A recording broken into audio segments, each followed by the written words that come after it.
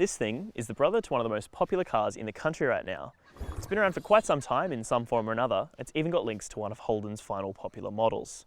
It's the Isuzu MU-X, and it's the SUV sibling to the D-Max Ute. Until recently, it shared its underpinnings with the Holden Colorado. In fact, Isuzu even used to build the Holden Rodeo years ago. So surely that means the MU-X is going to be a perfect multi-tool for family hauling, off-roading, and everything else you might need to do in Australia. This is the top of the range MU-X LST, ready to show us if that's true or not. We're going to take a walk around it, look through the interior, and then take it for a drive. Oh, and while you're here, make sure to hit the like and subscribe button. The Isuzu badge has gone from being associated with heavy commercial vehicles to being found on two very popular Australian passenger cars. For example, the D-Max has ended up knocking some of the heavy hitters from the top of the sales charts, even managing to find itself in the top 5 recently. Isuzu's other car, the MU-X, makes up about a quarter of its sales, and recently, with the second generation, has found itself a nice little sales bump. The MU-X range has 3 variants, each available in 2-wheel drive or 4-wheel drive. The base model LSM starts at $47,900 in 2-wheel drive mode. This one, the top spec LST, which we've got as a 4x4, comes in at $65,900. In between those two models, there's the middle spec LSU. Since the second generation MU-X has only just been introduced, Isuzu is actually doing a $63,990 drive away offer for the LST 4x4. All MU-Xs come with a 6-year, 150,000 kilometre warranty and the same drivetrain. That drivetrain is a 3-litre 4-cylinder turbo diesel, good for 140 kilowatts and 450 newton meters. Isuzu's MU-X is also not available as a manual, meaning every version has a 6-speed automatic. If it sounds like the MU-X has gotten more expensive than it used to be, you're not wrong, but Isuzu's also added a lot to this second generation. So let's go take a look at what you get. If you've seen a D-Max, pretty much everything from the front doors forward will look familiar to you, but there's a lot of stuff on this LST that you can't get on the base model, but you can get also on the mid-spec LSU. The chrome on the grille, for example, is part of that. Even these LED fog lights down here, same thing. The bi-LED headlights, though, are new for the second generation and available across the range. Everything else on the front is pretty standard. It looks a little bit more aggressive than it used to before, but without looking like it would be too out of place in a suburban street. Around the side of the car, there are a couple more differences between the 3 different grades. The main one is the wheels. These 20-inch wheels come on the LST top spec, but the mid-spec LSU gets some 18-inch wheels and the base model gets 17 inches. There are a few other things that you can't get in the base model. These side steps here, the roof rails up top, this privacy glass on the rear window here, and some of the chrome trim around the side. But aside from that, everything on the side of the MU-X is pretty nondescript. Let's take a quick look at the back, where there are a couple more differences between this and the base model. Here at the back of the MU-X, there's not really any visible differences between the top spec and the base model. There is a bit more privacy glass up here though, and it is a power tailgate, which I'll open in a moment. Down here we've got the tow bar for its 3.5-ton towing capacity. There's also the reversing camera here, which is a little bit off center and kind of annoying when you're actually using it. It's also got the 3-litre TD badge down here for its drivetrain, and also these LED wraparound brake lights, which look actually kind of nice. The tailgate as well is a little bit noisy. With all of the seats up in the MU-X to make it a 7-seater, you only get 311 litres of space back here. That's not terrible, but it's not incredible. Once these 2 back seats are down though, you get 1,119 litres of space, which is pretty cavernous for a, medium-sized SUV. If you need even more space, you can put all of the seats down, except for the front 2 of course, for 2,138 litres. A couple more things. There's a small compartment, it's quite shallow under the boot floor here. There's a 12-volt outlet up on the wall here, and a few little hooks for tying things down or strapping things in. But aside from that, pretty basic back here. In the MU-X cabin, especially up here in the front in the LST, there are a few little nice features. For the LST, the most obvious benefit is the 2 front leather seats, which are both electrically adjustable and also heated. Also in the LST, you get the 9-inch infotainment screen instead of the 7-inch that's in the base one, although the mid-spec also does get the 9-inch screen. The LST gets tyre pressure monitoring, as well as remote engine start with the key fob and an auto-dimming rearview mirror.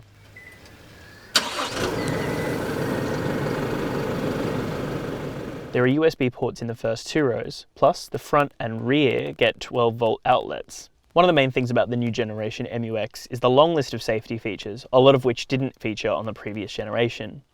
It includes things like 8 airbags with curtains that go all the way to the back row, plus forward AEB, collision warning, post-impact brakes, sign recognition, lane departure detection, blind spot monitoring, lane keep assist, rear cross traffic alert, rollover mitigation, reversing camera, and it doesn't actually have an ANCAP rating yet, but its sibling D-Max did score 5 stars. While the LST cabin still has traces of work ute in it, it's relatively nice with some of the leather accents that match the seats, as well as the much larger 9-inch screen that you don't get in the base model.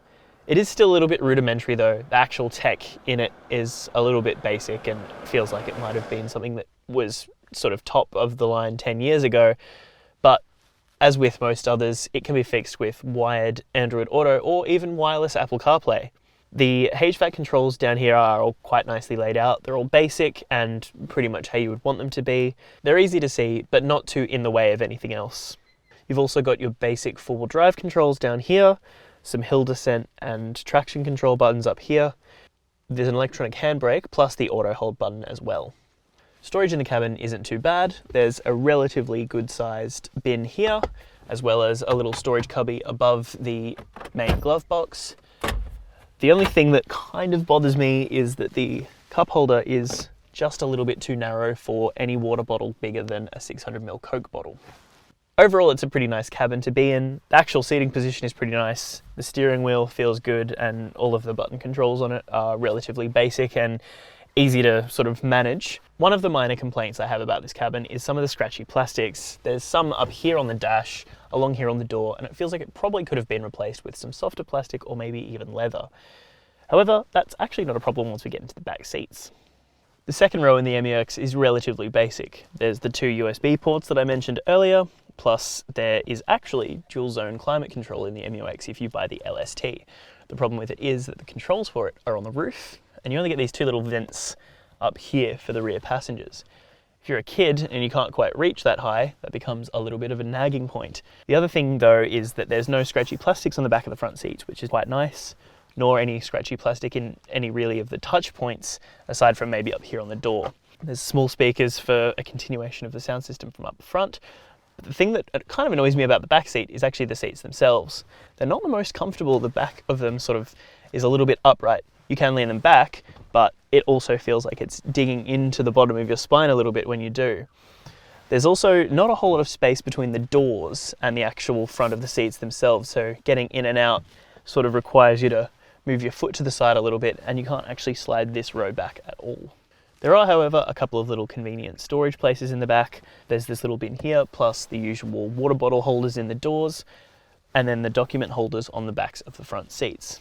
But aside from that, nothing really to report from the middle row. Onto the back.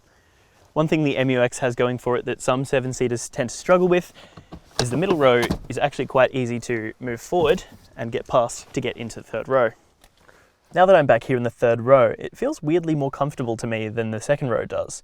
The seat feels at a better angle for my back for sitting at relatively long periods of time, and even though my knees are probably slightly close to the seat in front of me, my headroom's okay and the rest of my body has enough space to kind of wiggle around and get comfortable if I need to. The only other thing about the back seat though is that there's not really much in terms of amenity. There's the cup holder and a normal little storage spot.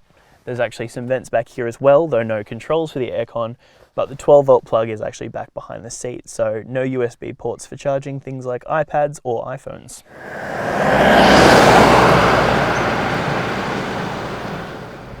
Out on the road, the MU-X is probably a little nicer than you might expect it to be. It does share its underpinnings with the D-Max, which also means it shares its underpinnings with Mazda's BT50U. But for something that's built on a dual cab ladder frame sort of chassis, it actually handles quite well. It drives a bit more like a car-based SUV than you might expect it to, and while the engine's a little bit rugged, it's not too bad. The 3-litre turbo diesel can be a little bit coarse on startup, and it doesn't get a whole lot quieter or smoother when you're driving it.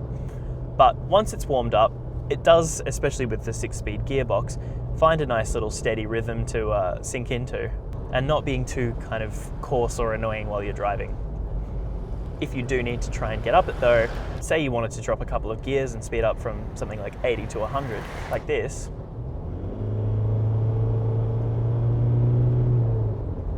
the engine does get a little bit noisy and coarse again, and it's not the nicest thing to listen to, but again, it's only in short bursts, and for general driving, the MU-X is actually pretty pleasant. Even though it's got that work ute DNA underneath it, it soaks up bumps pretty well, and it almost doesn't feel like you're driving something that's almost 2.2 tons. Yes, there's a lot of weight to the MU-X, but the steering isn't too heavy, and even the brakes do a good job of pulling it up. The thing that does bother me a little bit about the brakes is that the actual pedal itself can feel a bit floppy at times, like there's not a lot of resistance until you actually start slowing down, by which point you're already slowing down quite a lot. A lot of the new features, like its safety features, are a big plus, and it, like I said, doesn't feel like you're driving a work ute-based car. One thing about its safety features that are a little bit annoying is that its automatic lane keeping assist can be a little bit overbearing, especially if you're doing 100 km an hour on the highway with a wide lane and it wants to stay directly in the centre. But something like that is a pretty small price to pay when you're looking at probably a car with a 5-star ANCAP rating, given that its brother, the D-Max, did the same. A lot of its new safety features are things that can come in really handy when you're driving something that sometimes you don't have as much control over as something like a regular passenger car. Aside from its 3.5-ton towing capacity for things like caravans, it's also a pretty capable thing to be taken onto a relatively rough track. If you do want to see how it stacks up when you take it off the blacktop, our friends at 4x4 Australia have just done a video with this and the Ford Everest, comparing the two off-road. It's probably the place you should look if you want to know what this is like off-road. Basically, if you're worried about the MU-X driving like a big dual cab ute, you might be pleasantly surprised. I think it's got a lot of the aspects of cars like a Land Cruiser that people enjoy, but just for a much lower price and maybe in a little bit more of a basic form. Is paying 65 grand worth it for the top spec LST?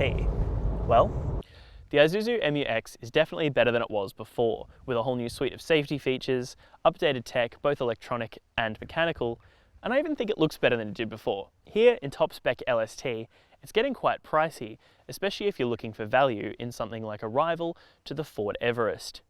I think the middle spec LSU, which has quite a significant drop in cost, but not too significant a drop in features, is probably going to be the main go. But in terms of value, I think it's pretty easy to see why the Isuzu MU-X has struck a chord with Australian buyers.